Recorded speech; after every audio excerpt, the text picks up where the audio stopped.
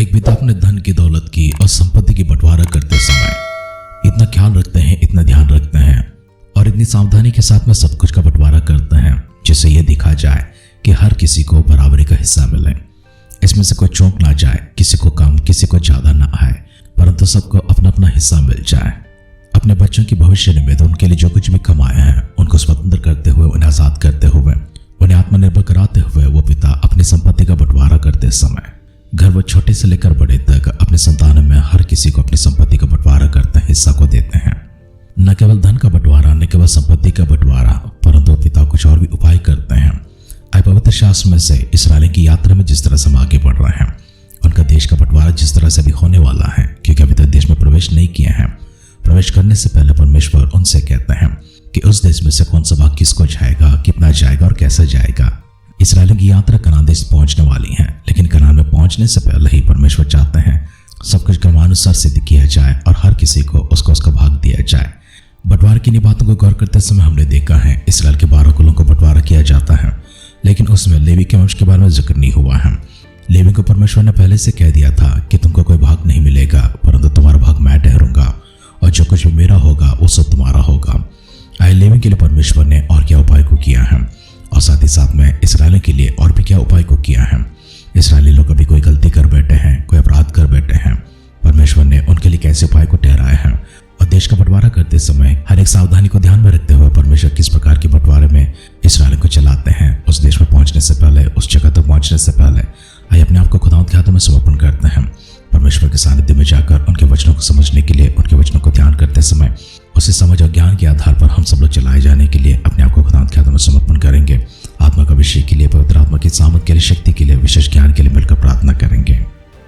सर्वशक्तिमान पिता परमेश्वर, शुक्र अदा करते हैं आभार मन के साथ में एक और बार आपके दिव्य सानिध्य में आने का जो सौभाग्य आपने हम सबको प्रदान किया उसके लिए शुक्र अदा करते हैं। आगे के समय परमेश्वर अपने वचनों के माध्यम से हमसे बातें कीजिए। दिन भर की मेहनत प्रभु जी हमारी सहायता को दिए हैं। बीती रात परमेश्वर अच्छी निद्रा को प्रदान किए हैं, विश्राम को प्रदान किए हैं। भोर को तड़के उठते प्रभु जी आपके सानिध्य में आने का सौभाग्य भी दिया है। हमारे सारे परिजनों को, आपके भक्तगणों को आपकी दृष्टि में लेकर आते हैं। एक एक व्यक्ति को छूने के लिए, एक एक व्यक्ति को अपनी सामर्थ से भरने, अपनी शक्ति से भरने के लिए प्रार्थना करते हैं। आपकी आत्मा का अगुवाई में प्रभु जी सभी कुछ चलाएं, आत्मा की सामर्थ में सभी कुछ चलाएं। अद्भुत कार्य प्रभु जी हमारे बीच में कीजिए, हमसे बातें कीजिए। सारी महिमा, गौरव, आदर, सम्मान आप स्वयं प्राप्त करें। हमारी प्रार्थना को सुनकर देवतन के लिए धन्यवाद करते हुए हमारे उद्धारकर्ता प्रभु यीशु मसीह के नाम से इस प्रार्थना को मांगते हैं। सुन और कबूल कर पिता। आमेन, आमेन, आमेन। आध्यात्मिक जीवन की दैनिक खुराक सुन रहे हमारे सारे परिश्रोताओं को, परमेश्वर के भक्तगणों को प्रभु यीशु मसीह के नाम में प्यार भरा जय मसीह की सुप्रभातम और शुभोदय कहते हुए हम सबका मनपसंद ध्यान केंद्र आध्यात्मिक जीवन की दैनिक खुराक में और इस नए दिन में आप सबका स्वागत करते हैं। हमारी दिन गिनतियों की किताब 35वां अध्याय में चल रही है। आइए उसका पहला वचन से पढ़ते हुए हमारे ध्यान को आगे बढ़ाएंगे। फिर यहोवा ने मोआब के अराबा में यरीहो के पास की यरदन की नदी के तट पर मूसा से कहा, इस्राएलियों को आज्ञा दे कि तुम अपने अपने निज भाग की भूमि में से लेवियों को रहने के लिए नगर देना और नगरों के चारों ओर की चराइयां भी उनको देना। नगर तो उनके रहने के लिए और चराइयां उनके गाय बैल और भेड़ बकरी आदि उनके सब पशुओं के लिए होगी। और नगरों की चराइयां जिन्हें तुम लेवियों को दोगे वह एक एक नगर के शहरपनाह से बाहर चारों ओर 1,000 हाथ तक की हो और नगर के बाहर पूर्व, दक्षिण, पश्चिम और उत्तर अलंग 2,000 हाथ इस रीति से नापना कि नगर बीचों बीच हो। लेवियों के एक एक नगर की चराइयां इतनी ही भूमि की हो।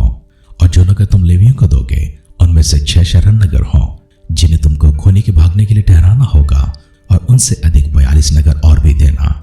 जितने नगर तुम लेवियों को दोगे वे सब 48 हो और उनके साथ चराइयां भी देना।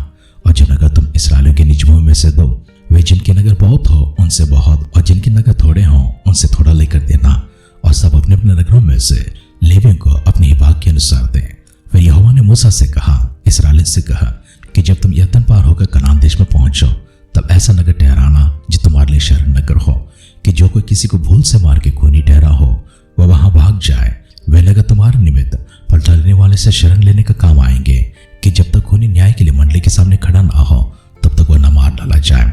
और शरण के जो नगर तुम दोगे वो 6 हों। 3 नगर तो यरदन के इस पार और 3 कनान के देश में देना। शरण नगर इतने ही रहे। ये 6 नगर इस्राएलियों और उनके बीच रहने वाले परदेशियों के लिए भी शरण स्थान ठहरेंगे कि जो कोई किसी को भूल से मार डाले वो वहीं भाग जाए। परंतु यदि कोई किसी को लोहे के किसी हथियार से ऐसा मारे कि वह मर जाए तो वह खूनी ठहरेगा और इससे कोई मर सकता है। किसी को मारे और वो मर जाए तो वह भी खूनी ठहरेगा और वह खूनी अवश्य मार डाला जाए। लोहो का पलटा लेने वाला आप ही उस खूनी को मार डाले। जब भी वो मिले तभी वो उसे मार डाले। और यदि कोई किसी को पैर से ढकल दे, वह घात लगाकर कुछ उस पर ऐसे फेंक दे कि वो मर जाए। वह शत्रुता से उसको अपने हाथ से ऐसा मारे कि वो मर जाए, तो जिसने मारा हो वह अवश्य मार डाला जाए, वह खूनी ठहरेगा। लोहो का पलटा लेने वाला जब भी वो खूनी उसे मिल जाए तभी उसको मार डाले। परंतु यदि कोई किसी को बिना सोचे और बिना शत्रुता रखे ढकेल दे, वह बिना घात लगाए उस पर कुछ फेंक दे, वह ऐसा कोई पत्थर लेकर जिससे कोई मर सकता है दूसरे को बिना देखे उस पर फेंक दे और वो मर जाए, परंतु वह न उसका शत्रु हो और न उसकी हानि को खोज ही रहा हो, तो मंडली मारने वाले और लोहो का पलटा लेने वाले के बीच इन नियमों के अनुसार न्याय करें। और मंडली उस खूनी को लोहो का पलटा लेने वाले के हाथ से बचाकर उस शरण नगर में जहां पहले भाग किया हो लौटा दे। और जब तक पवित्र तेल से अभिषेक किया हुआ महायाजक न मर जाए तब तक वो वहीं रहे। परंतु यदि वह खूनी उस शरणस्थान के निवास से जिसमें भाग किया हो बाहर निकलकर और कहीं जाए और लोहो का पलटा लेने वाला उसको शरणस्थान के सिवाने के बाहर कहीं पाकर मार डाले, तो वह लोहो बहाने का दोषी ना ठहरे, क्योंकि खूनी को महायाजक की मृत्यु तक शरणस्थान में रहना चाहिए और महायाजक के मरने के पश्चात वह अपनी निज भूमि में लौट सकेगा। तुम्हारी पीढ़ी पीढ़ी में तुम्हारे सब रहने के स्थानों के न्याय की यही विधि होगी। और जो कोई किसी मनुष्य को मार डाले वह साक्षी के कहने पर मार डाला जाए, परंतु एक ही साक्षी की साक्षी से कोई ना मार डाला जाए। और जो खूनी प्राणदंड के योग्य ठहरे उससे प्राणदंड के बदले में जुर्माना न लेना, वह अवश्य मार डाला जाए। और जो किसी शरणस्थान में भागा हो उसके लिए भी इस मतलब से जुर्माना ना लेना कि वह याजक के मरने से पहले फिर अपने देश में रहने को लौटने पाए। इसलिए जिस देश में तुम रहोगे उसको अशुद्ध न करना, खून से तो देश अशुद्ध हो जाता है। और जिस देश में जब खून किया जाए तब खूनी के लहू बहाने से ही उस देश का प्रायश्चित हो सकता है। जिस देश में तुम निवास करोगे उसके बीच मैं रहूंगा, उसको अशुद्ध न ठहराना। मैं यहोवा तो इस्राएल के बीच रहता हूँ। अब तक के वचनों को हमने इस प्रकार से पढ़कर देखा है। सर्वप्रथम भाग में लेवियों को कैसे बंटवारा करना चाहिए, उनको किस प्रकार का भाग मिलना चाहिए। लेवियों को देते समय 42 नगरों को देने के लिए कहा था। दूसरी भाग जब देखते हैं लेवियों को केवल 42 नगर ही नहीं परंतु उनके अधीन में 6 और नगरों को भी देने के लिए कहा है, जिनको शरण नगर कहते हैं। शरण नगर वो होता है जहां पर कोई व्यक्ति किसी गलती के कारण से किसी के विरुद्ध में गलती से ही घात करता हो और वह व्यक्ति मर जाता है अपने प्राण बचाने के लिए, अपनी सफाई के लिए, कि मैंने गलती से किया है, जानबूझकर नहीं किया है, मेरी कोई शत्रुता नहीं है, मेरी कोई दुश्मनी नहीं है, मैं उसे मारना नहीं चाहता था। ऐसा कोई व्यक्ति है तो इन 6 शहरों में कहीं पर भी भाग सकते हैं और जाकर शरण ले सकते हैं। और याजक इनके शरण स्थान बनते हैं। परमेश्वर का जो मंदिर वहां पर उनका शरण स्थान बनता है और वह नगर उनका शरण स्थान बनता है। जिसके आश्रम में वे जब जाते हैं उनको कोई मार नहीं सकता है, तब तक नहीं मार सकते हैं जब तक इस नगरों से बाहर नहीं जा सकता है।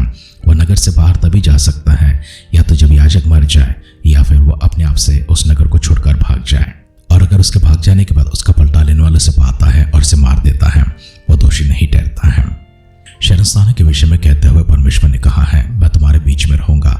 और इसी कारण से यह देखना कोई किसी देश को अशुद्ध ना करे। देश अशुद्ध तब होता है जब कोई खून करता है, कोई अपराध करता है। खून के कारण, हत्या के कारण, अपराध के कारण देश को अपवित्र ना करना। और जहां मैं निवास करता हूं तुम्हारे बीच में, उसे अपवित्र ना करना। 3 भागों को हमने देखा है। सबसे पहली बात यह है लेवियों को भाग दिया गया है। दूसरा बात है शरण नगर बनाए गए हैं। और तीसरा बात परमेश्वर कहते हैं मैं तुम्हारे बीच में रहता हूं। अर्थात परमेश्वर शरण स्थान बनकर हमारे साथ रहते हैं। परमेश्वर आपसे और मुझसे भी वचन सुनने वाले हम सभी से कहते हैं कि जिस प्रकार से परमेश्वर ने इस्राएल के छुटकारा के लिए, उनके बचाव के लिए शरण नगरों को रखा है, उसी प्रकार से आपके लिए और मेरे लिए शरण नगर को प्रभु यीशु मसीह के नाम में रखा है। जो कोई प्रभु यीशु मसीह के पास जाते हैं और प्रभु यीशु मसीह के सामने पश्चाताप करते हैं, प्रायश्चित करते हैं, उनसे क्षमा की प्रार्थना करते हैं, परमेश्वर उनको क्षमा करते हैं। उनको क्षमा करने के बाद परमेश्वर उनके ऊपर की जो दंड है उसे मिटा देते हैं, उसे हटा देते हैं। तो आज हमारा शरण स्थान कोई और नहीं है, आज हमारा शरण नगर कोई और नहीं है, हमारे प्रभु यीशु मसीह ठहरते हैं। वह यीशु मसीह आपको और मुझे बाएं पसारे हुए एक आमंत्रण देते हैं कि निमंत्रण देते हैं। यदि कोई भूल की हो, यदि कोई गलती की हो, पाप की हो, अपराध किया हो, मेरे पास लौट कर आओ। मेरे सानिध्य में तुम्हारे लिए क्षमा है, मेरे सानिध्य में तुम्हारे लिए अपराध से मुक्ति है, दोष से मुक्ति है। अपने सारे अपराधों से, अधर्मों से मुक्ति पाने के लिए, सारे दोष और सारे पापों से मुक्ति पाने के लिए आए खुदावंद के हाथ में अपने आप को समर्पण करते हैं। उस परमेश्वर के सानिध्य में जाकर मिलकर दुआ करेंगे। वो परमेश्वर भला है, वो परमेश्वर करुणामय है, वो परमेश्वर दयालु है, वो परमेश्वर क्षमालु है। अभी इसी समय हम सबको स्वीकार करेंगे और दया से, अपनी प्रेम से, अपनी करुणा से, अपनी तरह से हम सबों को क्षमा कर फिर से एक बार अपने सीने से लगाएंगे। आइए दुआ करते हैं। दयालु, कृपालु और क्षमालु पिता परमेश्वर, आपकी प्रेम की धारा असीमित रूप से इस संसार में सलीब की पर बहाई गई है। और प्रभु जी, उस प्रेम को आपने जो प्रकट किया है उसे हमने देखा है और उसी प्रेम ने हमें भी आकर्षित किया है। आपकी कुर्बानी के लिए, उस शरीर के लिए, उस प्यार के लिए आपको धन्यवाद करते हैं। हमारी जगह लेकर हम सबों को स्वतंत्र करने, हमें छुड़ाने के लिए प्रभु जी शुक्र अदा करते हैं। हमारी हर प्रकार की दोष को, अपराध को मुक्त करते हुए अपनी शरण में लेकर हम सबों को प्रभु जी पवित्र और शुद्ध करने के लिए प्रार्थना करते हैं। आपकी क्षमा के माध्यम से हम स्वर्ग राज्य प्रवेश करते हैं। आपकी क्षमा के माध्यम से प्रभु इस संसार में स्वर्ग जैसे जीवन को बिताते हैं। हमारे जीवन को प्रभु इसी समय अपने अधीन में लेकर हमें क्षमा करते हुए हमसे बातें करने के लिए फिर से एक बार आपसे नम्र निवेदन करते हैं। तो आज सुनकर प्रभु जी अपने देवताओं के लिए धन्यवाद करते हुए हमारे उद्धारकर्ता प्रभु यीशु मसीह के नाम से हमारी इस प्रार्थना को मांगते हैं। सुन और कबूल कर पिता। आमीन, आमीन, आमीन। गलतियां हर किसी से होती हैं, लेकिन गलती का एहसास करने वालों को इंसान कहते हैं। जो गलती का एहसास नहीं करता है उसे मूर्ख कहें, उसे अविवेकी कहें, अज्ञानी कहें या फिर पशु कहें, कुछ और भी क्यों ना कहें, परंतु जो इंसान अपनी गलतियों का एहसास करता है और क्षमा मांगता है उसे इंसान कहते हैं, समझदार कहते हैं, उसे ज्ञानी पुरुष कहते हैं, उसे उत्तम पुरुष कहते हैं। परमेश्वर के दिव्य सानिध्य में वचनों को सुनते हो प्रियजनों, आप भी उत्तम मनुष्यों की संख्या में हो और परमेश्वर आपके जीवन से प्रसन्न हो जाए, जिसके परिणाम स्वरूप परमेश्वर आपको यहाँ पर स्वर्ग जैसी जीवन प्रदान करे और अनंत जीवन उस स्वर्ग में प्रदान करें। हमारी इस दुआ कामना के साथ आज की ध्यान के समाप्त करते हैं। आप सुनते रहिए, सुनाते रहिए आध्यात्मिक जीवन की दैनिक खुराक। कल फिर मिलेंगे। अपना ख्याल रखिए, अपनों को ख्याल रखिए, दूसरों का भी ख्याल रखिए। God bless you.